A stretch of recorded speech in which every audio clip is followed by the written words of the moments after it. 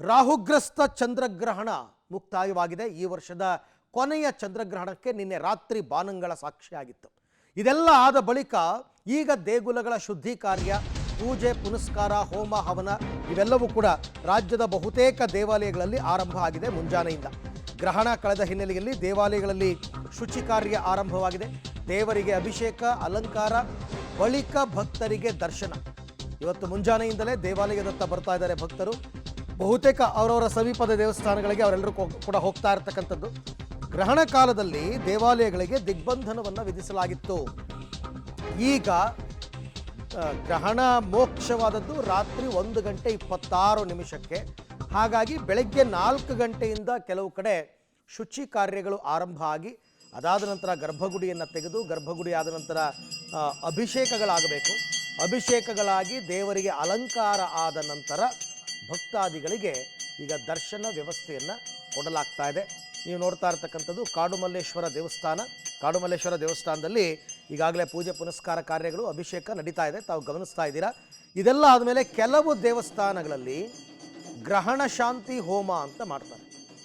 ಯಾವ ನಕ್ಷತ್ರದವರಿಗೆ, ರಾಶಿಯವರಿಗೆ ಗ್ರಹಣ ದೋಷ ಇತ್ತು ಅಂಥವರು ಕೆಲವರೆಲ್ಲ ಏನು ಮಾಡಿದ್ದಾರೆ, ಗ್ರಹಣ ಶಾಂತಿ ಹೋಮ, ನವಗ್ರಹ ಹೋಮಗಳನ್ನ ಮಾಡಿಸ್ತಾರೆ. ಅದು ಕೂಡ ಈಗ ಕಾಡುಮಲ್ಲೇಶ್ವರ ದೇವಸ್ಥಾನ ಸೇರಿದಂತೆ ಹಲವು ಕಡೆ ಬೆಳಗ್ಗೆ 9:30 10 ಗಂಟೆ ಹಂಗೆ ಆರಂಭ ಆಗುತ್ತೆ. 11 ಗಂಟೆ ಅಷ್ಟೊತ್ತಿಗೆ ಪೂರ್ಣಾಹುತಿ ಕೂಡ ಇರುತ್ತೆ, ಅನ್ನಪ್ರಸಾದ ವಿನಿಮಯ ಕೂಡ ಇರುತ್ತೆ. ಇವೆಲ್ಲವೂ ಕೂಡ ರಾಜ್ಯದ ಹಲವಾರು ದೇವಸ್ಥಾನಗಳಲ್ಲಿ ಬೆಳಗ್ಗೆಯಿಂದ ನಡೀತಾ ಇರತಕ್ಕಂಥ ಪೂಜಾ ಕೈಂಕರ್ಯಗಳು ಮತ್ತು ವಿಧಿವಿಧಾನಗಳು. ಅದನ್ನು ತಾವು ಗಮನಿಸ್ತಾ ಇದ್ದೀರಾ ಎಲ್ಲ ದೇವಸ್ಥಾನಗಳು.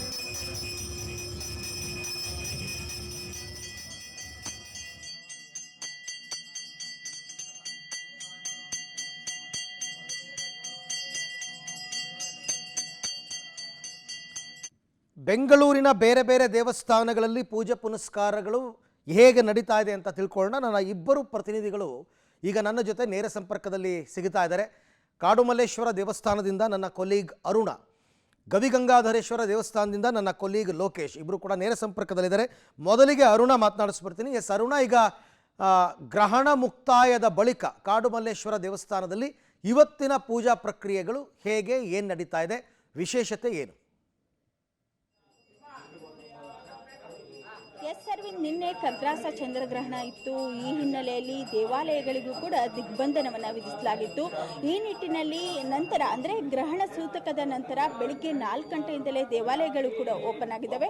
ನಾನಿವತ್ತು ಮಲ್ಲೇಶ್ವರಮಲ್ಲಿರ್ತಕ್ಕಂತಹ ಕಾಡು ಮಲ್ಲೇಶ್ವರ ದೇವಾಲಯದ ಬಳಿ ಇದ್ದೇನೆ. ನೋಡಬಹುದಾಗಿದೆ, ಬೆಳಿಗ್ಗೆ 5 ಗಂಟೆಗೆ ಈ ಒಂದು ದೇವಾಲಯ ಕೂಡ ಓಪನ್ ಆಯಿತು. ನಂತರ ಶುಚಿತ್ವ ಕಾರ್ಯವನ್ನು ಕೂಡ ನಡೆಸಲಾಯಿತು.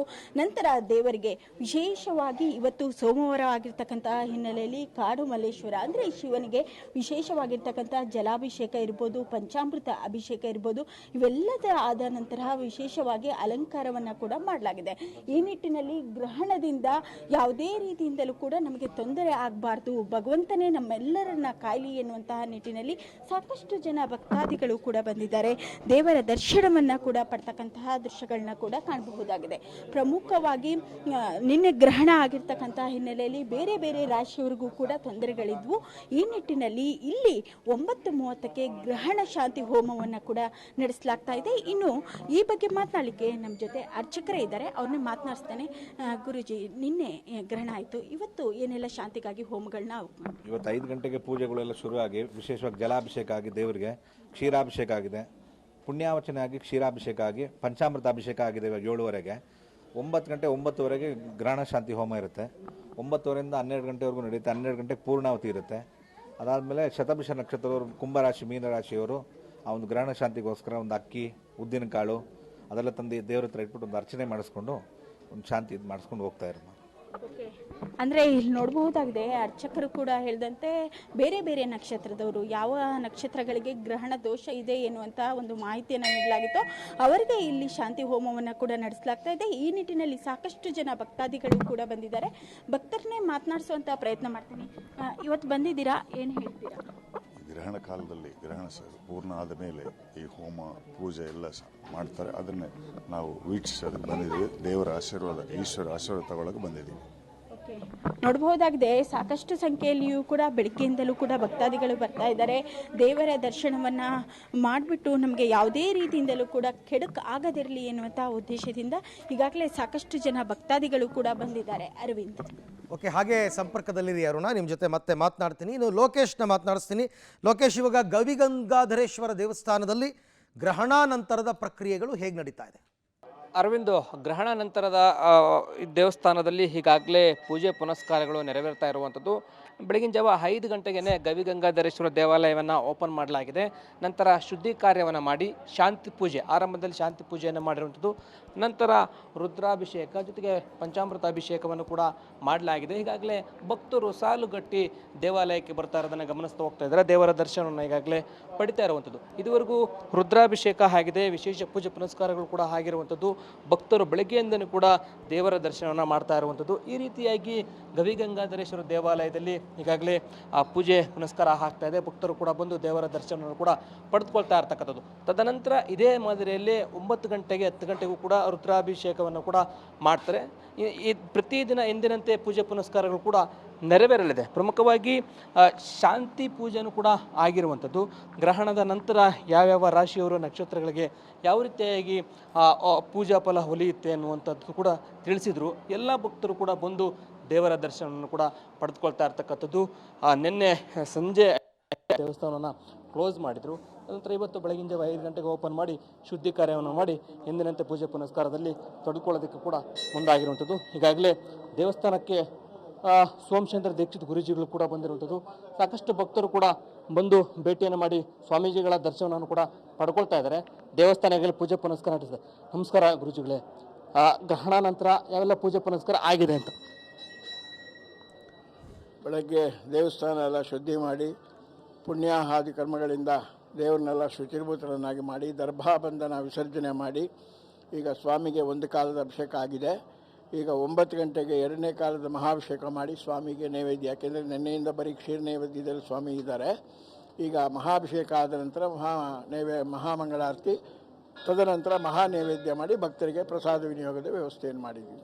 ರಾತ್ರಿ ಕೂಡ ಚಂದ್ರಗ್ರಹಣ ಆಗಿರುವಂಥದ್ದು. ಇದಾದ ಬಳಿಕ ಯಾವ್ಯಾವ ರಾಶಿಯವರಿಗೆ ನಕ್ಷತ್ರಗಳಿಗೆ ತುಂಬಾ ಅನುಕೂಲ ಆಗುತ್ತೆ ಈ ಗ್ರಹಣದ ನಂತರ? ಹೇಗೆ ಜನ ಇದನ್ನು ಪಾಲಿಸಬೇಕಾಗತ್ತೆ ಅಂತ? ಈಗ ಗ್ರಹಣದಲ್ಲಿ ಕುಂಭರಾಶಿಗೆ ಬಹಳ ನ್ಯೂನತೆಗಳಿದೆ ಅಂತೇಳಿ ನಾವು ಜ್ಯೋತಿಷ್ಯ ರೀತಿಯಲ್ಲಿ ಹೇಳಿದ್ವಿ. ರಾತ್ರಿ ಪಂಡಿತರುಗಳು ಕೂಡ ನಿಮ್ಮ ಮಾಧ್ಯಮದಿಂದ ಎಲ್ಲರಿಗೂ ವಿಷಯಗಳನ್ನು ತಿಳಿಸಿದ್ದಾರೆ. ಎಲ್ಲದಕ್ಕೂ ಮುಖ್ಯವಾಗಿ ಏನಪ್ಪ ಅಂದರೆ ಇವತ್ತು ರಾಹುಗ್ರಸ್ತ ಚಂದ್ರಗ್ರಹಣವಾಗಿದ್ದರಿಂದ ಈ ಬೆಳಗ್ಗೆ ಬಂದು ತಲೆಗೆ ಸ್ನಾನ ಮಾಡಿ ಮನೆಯಲ್ಲಿ ಶುಚಿರ್ಭೂತರಾಗಿ ದೇವಸ್ಥಾನಕ್ಕೆ ಬಂದು ರಾಹುವಿನನ್ನು ಮತ್ತು ಚಂದ್ರನನ್ನು ದರ್ಶನ ಮಾಡಿ ಈಶ್ವರನ ದರ್ಶನ ಮಾಡಿದರೆ ಸೂರ್ಯ ಚಂದ್ರಾಗ್ನಿ ನೇತ್ರಾಯ ನಮಃ. ಅದರಿಂದ ಸ್ವಾಮಿಯನ್ನು ದರ್ಶನ ಮಾಡಿ ತಾವು ತಮ್ಮ ಕೈಲಾದ ದಾನ ಧರ್ಮಗಳನ್ನು ಮಾಡ್ಕೊಂಡು ಬಂದರೆ ಎಲ್ಲ ದೋಷಗಳು ನಿವೃತ್ತಿಯಾಗಿ ಎಲ್ಲರಿಗೂ ಶುಭ ಕಾಣಿಸುತ್ತೆ. ಇಡೀ ದಿನ ಇವತ್ತು ದೇವಸ್ಥಾನ ಓಪನ್ ಇರುತ್ತೆ, ಯಾವೆಲ್ಲ ಪೂಜೆಗಳು ಆಗ್ತವೆ ಇವತ್ತು? ಇಲ್ಲ, ನಾವು 1 ಗಂಟೆಗೆ ಮಧ್ಯಾಹ್ನ ಕ್ಲೋಸ್ ಮಾಡಿಬಿಡ್ತೀವಿ. ಮಧ್ಯಾಹ್ನ 1 ಗಂಟೆ ನಂತರ ಸಾಯಂಕಾಲ 5 ಗಂಟೆ ಮೇಲೆ ಮತ್ತೆ ದೇವಸ್ಥಾನ ಓಪನ್ ಆಗುತ್ತೆ, ಪೂಜಾ ಕಾರ್ಯಕ್ರಮಗಳು ನಡೆಯುತ್ತೆ. ಅರವಿಂದ್, ಗುರುಜಿಗಳು ಹೇಳ್ತಾ ಇರುವಂಥದ್ದು ಯಾವ ರಾಶಿಯವರು ಏನು ಮಾಡಬೇಕು ಏನು ಅನ್ನೋದ್ರ ಬಗ್ಗೆ ಕೂಡ ಈಗಾಗಲೇ ಗುರುಜಿಗಳು ತಿಳಿಸ್ಕೊಡ್ತಾ ಇದ್ದಾರೆ. ಎಂದಿನಂತೆ ಪೂಜೆ ಪುನಸ್ಕಾರ ನಡೆಯುತ್ತೆ. ಮಧ್ಯಾಹ್ನ 1 ಗಂಟೆವರೆಗೂ ಕೂಡ ದೇವಸ್ಥಾನ ಓಪನ್ ಇರುತ್ತೆ. ದೇವರ ದರ್ಶನ ಭಕ್ತಾದಿಗಳನ್ನು ಪಡ್ಕೊಳ್ಬಹುದು. ಅರವಿಂದ್. ರೈಟ್, ಲೋಕೇಶ್ ಮತ್ತು ಅರುಣ ಇಬ್ಬರಿಗೂ ಕೂಡ ಧನ್ಯವಾದ. ಸೊ ಇದು ಬೆಂಗಳೂರಿನ ಶಿವನ ದೇವಸ್ಥಾನಗಳು ಎರಡೂ ಕೂಡ, ಕಾಡುಮಲ್ಲೇಶ್ವರ ಮತ್ತು ಗವಿಗಂಗಾಧರೇಶ್ವರ. ಶಿವನ ದೇವಸ್ಥಾನಗಳಲ್ಲಿ ಸ್ವಲ್ಪ ಗ್ರಹಣದ ಸಂದರ್ಭದಲ್ಲಿ ಈ ದರ್ಭಾಬಂಧನ ಮಾಡ್ತಕ್ಕಂಥದ್ದು, ಗ್ರಹಣದ ಆಚರಣೆ ಮಾಡ್ತಕ್ಕಂಥದ್ದು ಇವೆಲ್ಲವೂ ಜಾಸ್ತಿ. ಈಗ ಅವೆಲ್ಲವೂ ಮುಕ್ತಾಯವಾಗಿ ರುದ್ರಾಭಿಷೇಕದೊಂದಿಗೆ ಭಕ್ತಾದಿಗಳಿಗೆ ಶಿವನ ದರ್ಶನಕ್ಕೆ ಅವಕಾಶವನ್ನು ಮಾಡಿಕೊಟ್ಟಿದ್ದಾರೆ.